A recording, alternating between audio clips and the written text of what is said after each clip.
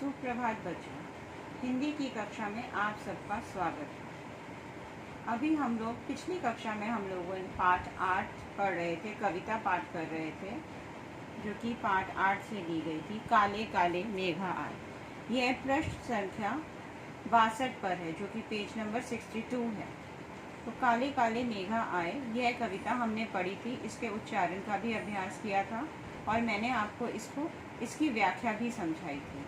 इसके शब्दार्थ आप लोग कर चुके हैं और मौखिक प्रश्नोत्तर हम लोग कर चुके हैं। आज हम लोग इसी कविता के लिखित प्रश्नोत्तर करेंगे। लिखित प्रश्न, लघु उत्तरीय प्रश्न। पहला प्रश्न है, क्वां का शोर कौन मचाता है? क्वां का शोर कौन मचाता है? तो हमने इस कविता में पीछे पढ़ा था, क्वां का शोर देख मयूर का मन भी गाता, क्वां का शोर मचाता। तो क्वां का शोर कौन मचाता है? क्वां का शोर मयूर मचाता है, मोर मचाता है। दूसरा प्रश्न है, जग की रौनक को कौन वापस लाता है? जग की रौनक को कौन वापस लाता है? हमने कविता में पढ़ा था कि जब वर्षा ऋतु आती है तो चारों तरफ हरियाली छा जाती है, सब लोग खुश हो जाते हैं।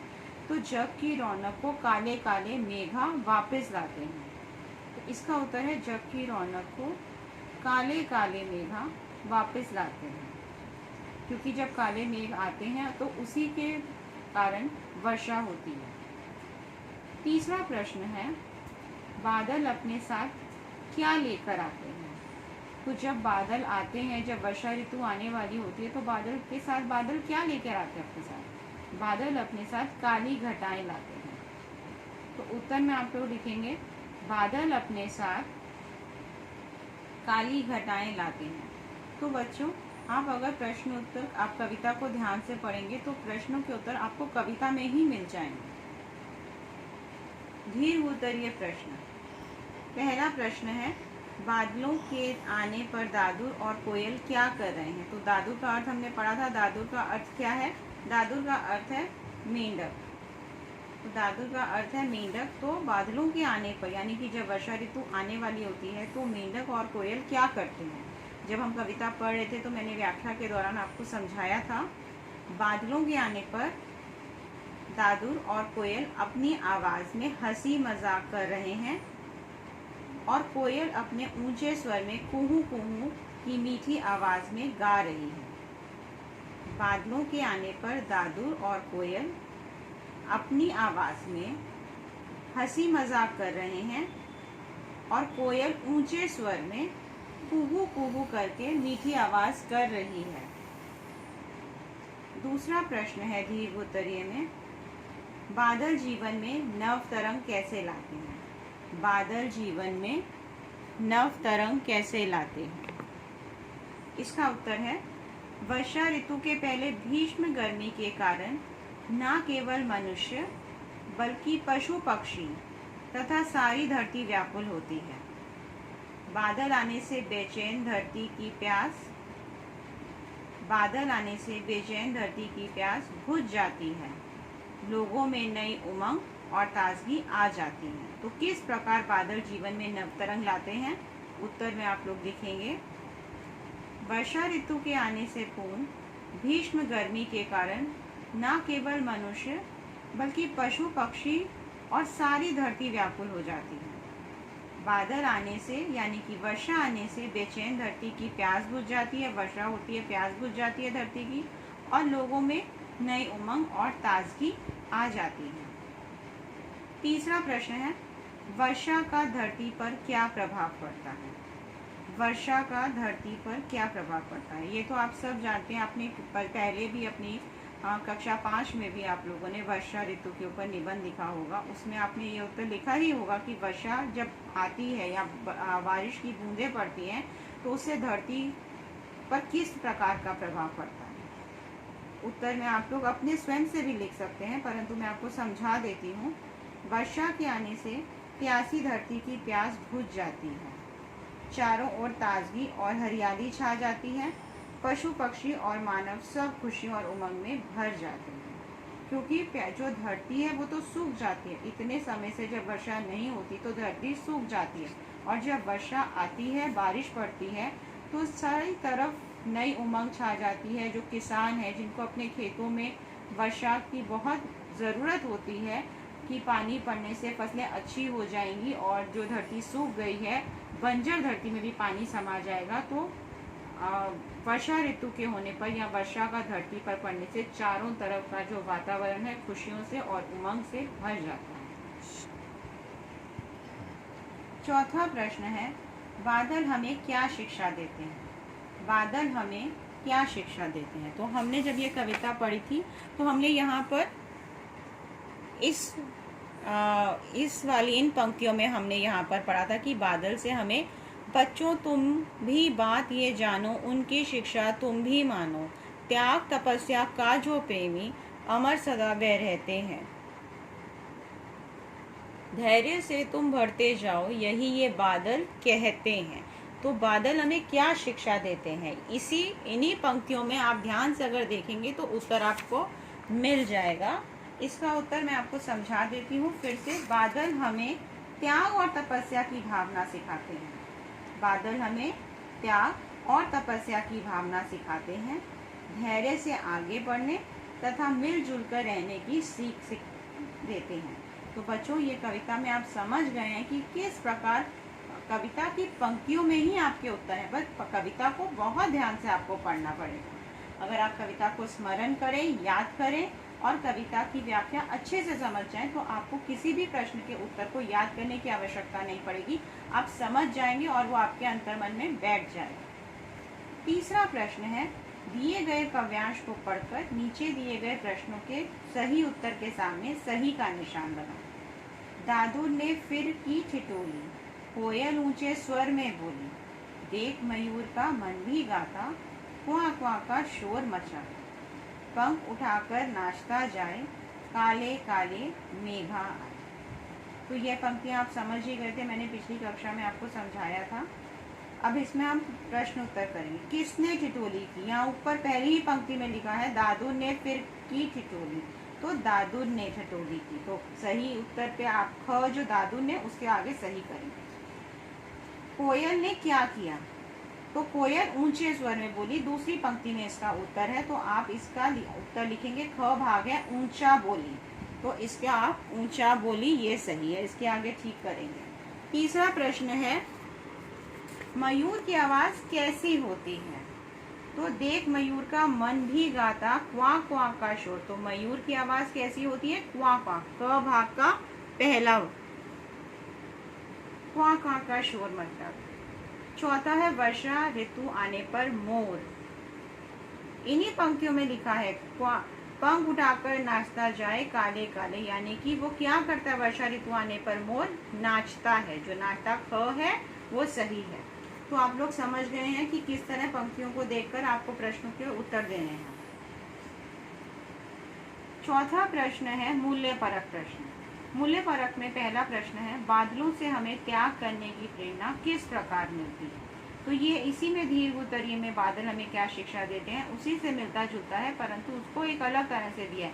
बादलों से हमें त्याग करने की प्रेरणा किस प्रकार मिलती है? तो आप लिखेंगे, बादल अपने जल का त्याग करके धरती, मनुष्य तथा पशु पक्षी सबकी प्यास बुझाता है। आप लोग इसका उत्तर लिखेंगे। बादलों से हमें समझ में आप लोगों को आ गया होगा, बादलों से किस प्रकार त्याग की प्रेरणा मिलती है। बादल अपने जल का त्याग करते हैं, बादल अपने जल का त्याग करते हैं और धरती, मनुष्य और पशु पक्षी हर किसी की प्यास बुझा देते हैं। दूसरा प्रश्न है, वर्षा से खुशहाली कैसे आती है? वर्षा होती है तो चारों तरफ खुशहाली और उमंग क्यों भर जाती है?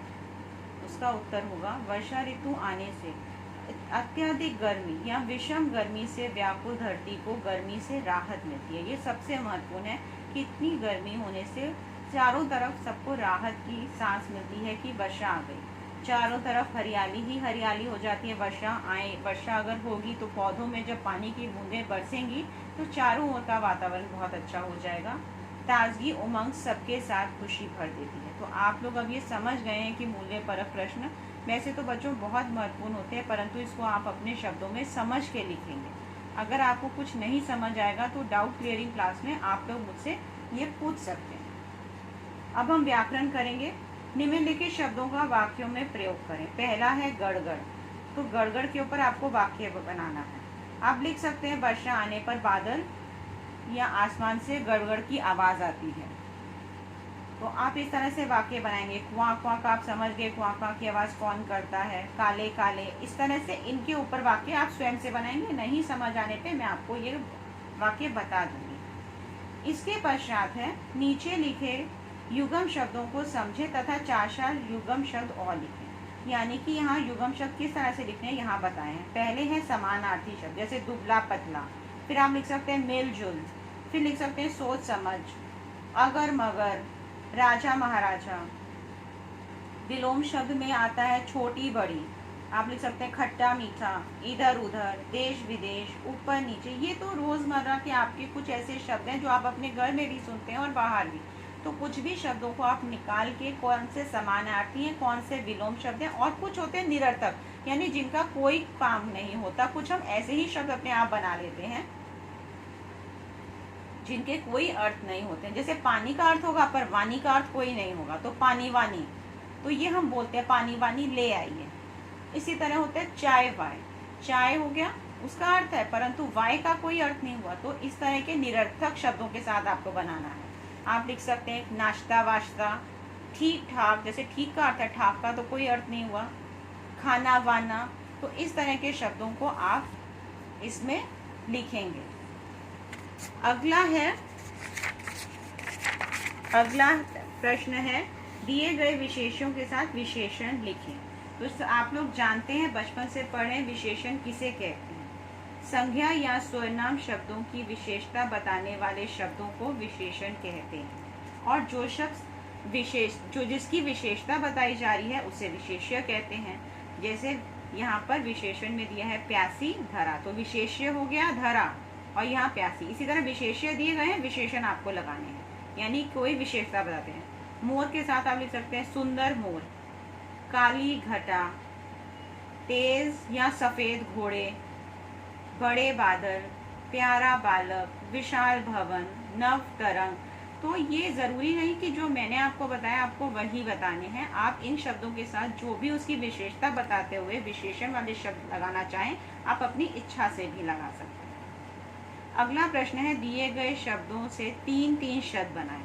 यानी जीवन एक शब्द दिया गया है, उसी से आपको इन्हीं शब्दों के माध्यम से कुछ 3 शब्द और बनाएं। जैसे जीव दिया है, वन दिया है, नव दिया है, यही जीवन है, पर ये 3 अक्षर से ही आपको एक शब्द बनाना है। आसमान से आप बना सकते हैं आस, एक बना सकते हैं मान, एक बना सकते हैं समान। बरसात से बना सकते हैं बस, फिर बना सकते हैं साथ, फिर बना सकते हैं बारात। वरदान से बना सकते हैं वर, दान, नव। तो इस तरह के शब्दों को आप बना सकते हैं। अगला है दिए गए वाक्य में बताएं आक्रामक और सक्रमक कौन सा है। तो आक्रामक और सक्रमक में क्या अंतर है मैं आपको बताती हूँ। पहला उदाहरण यहाँ दिया है, जैसे मोहन खेलता है, ये आक्रामक क्रिया है। पर मोहन गेंद से खेलता है तो वह सक्रमक होगा। यानी कि कोई भी वाक्य को अगर सीधे रूप में प्रयोग किया जाए तो वह आक्रामक है, परंतु किसी भी वाक्य को अगर वो किस तरह से इस्तेमाल किया जा रहा है, यानी मोहन खेलता है आक्रामक हो गया, परंतु मोहन किस से खेल रहा है यानी गेंद से खेल रहा है तो वो सक्रमक क्रिया हो गई। इसी तरह कुछ वाक्य यहाँ दिए हैं। मोहिनी गाना गाती है, तो मोहिनी गाती है तो आक्रामक होता, परंतु मोहिनी गाना गा रही है, गाना शब्द का यहाँ प्रयोग किया गया है तो वह सक्रमक हो जाएगा। शालिनी पुस्तक पढ़ती है सक्रमक है, परंतु शालिनी पढ़ती है होता तो वह आक्रामक हो जाता। तो यहाँ शालिनी पुस्तक पढ़ती है, यह वाक्य सक्रमक है। संजय सोता है, यह आक्रामक है। अगर लिखते संजय बिस्तर पर सोता है तो आ जाता सक्रमक, परंतु सीधा वाक्य है संजय सोता है। चौथा है बच्चा रो रहा है, यह आक्रामक है। 5वां है सौरभ खाना खा रहा है, यह सक्रमक है। यानी चौथा आक्रामक है, 5वां सक्रमक है। तो बच्चों यह पाठ हम लोगों ने यहीं समाप्त किया और अगली कक्षा में हम अगला पाठ करेंगे। अगर आपको इसमें कुछ ना समझ आए तो आप डाउट क्लियरिंग क्लास में मुझसे पूछ लीजिएगा। धन्यवाद।